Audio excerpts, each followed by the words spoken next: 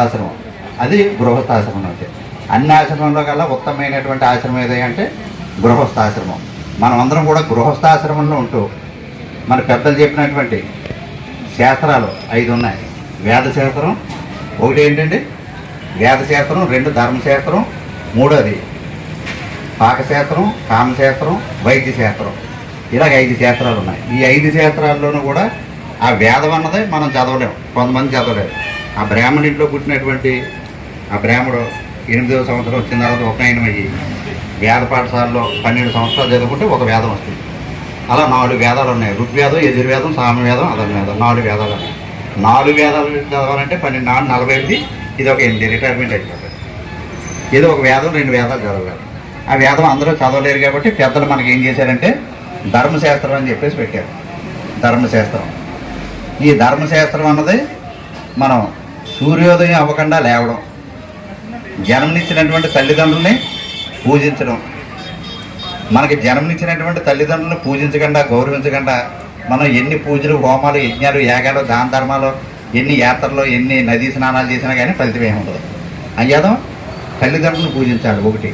రెండోది ఏంటంటే పెళ్ళి అత్తారింటికి వెళ్ళిన తర్వాత అత్తగారు మామగారిని ఆ తల్లిదండ్రుల స్వరూపంగా చూసి భావించి గౌరవించి పూజించి చేసినట్లయితే మనం ఆధ్యాత్మిక ఉన్నత స్థితికి వెళ్తామని ధర్మశాస్త్రం చెప్తాం. మనం అందరం కూడా గృహస్థాశ్రమంలో ఉంటూ గృహస్థ ధర్మాన్ని పాటించుకుంటూ వారానికి ఒక రోజు సత్సంగం అన్నది చేసుకోవాలి. మన వేదం ఎన్నో విషయాలు చెప్పింది. వేదంలో లేని మొత్తం ప్రపంచం మొత్తం మీద ఏదీ లేదు. ఒక విషయాలు చేస్తున్నాం. ఏదో గుడ్డిగని కన్నా మెలకన్నా ఇవ్వమంటారు పెద్దలు.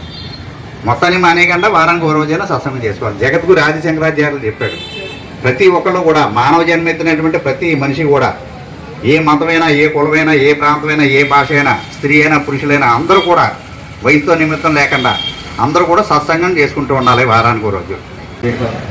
అది చదివడం మనకు అర్థం అవుతుంది కదా, ఎందుకేమో అని చెప్పేది అనుకో. వేదం ఎక్కడైతే జరుగుతుంటుందో అక్కడ ఒక వైబ్రేషన్ ఉంటుంది.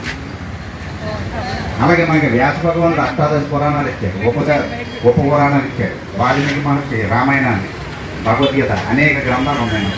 మనకి ఇష్టమైనటువంటి గ్రంథం ఏదో తీసుకొని పారాయణం చేసుకుంటూ ఉంటాం. అలాగే లలితా సహస్రం, విష్ణు సహస్రం మిగతా రోజులు, అలాగే విష్ణు సహస్రం చేస్తారు ఏకాదశి రోజుని, లేకపోతే భగవద్గీత పారాయణం చేస్తారు ఏకాదశి రోజు. మిగతా రోజులు మాట ఏంటి మరి? వారం రోజులు మనం 3 పూటలు తింటున్నాం కదా. ఈశ్వరుడు ఏం చెప్పాడంటే నందీశ్వరుడికి రాగానే 2 నందీశ్వరులు కనిపించాడు ఇక్కడ, తెల్లదోటి నల్లదోటి 2 నందులు. ఆ కైలాసంలో ఉన్నటువంటి నందీశ్వరుడిని ఈశ్వరుడు పంపించాడు భూలోకంలోకి. భూలోకంలో ఉన్నటువంటి మానవుడికి ప్రతిరోజు కూడా 3 పూటల స్నానం చేయమని, 1 పూట భోజనం చేయమని అని చెప్పాడు. ఏదండి 3 పూటలు స్నానం చేయమని, 1 పూట భోజనం చేయమని చెప్తే ఆయన అలాగా ఈశ్వరుడు నామం చేసుకుంటూ వచ్చి మర్చిపోయాడు. భూలోకంలోకి వచ్చి మనలాంటి పెద్దలతోటి నేను కైలాసం నుంచి వచ్చాను, పరమేశ్వరుడు ఆజ్ఞతోటి మీరందరూ కూడా రోజుకి 3 సార్లు భోజనం చేయండి, 1 సారి స్నానం చేయండి అని.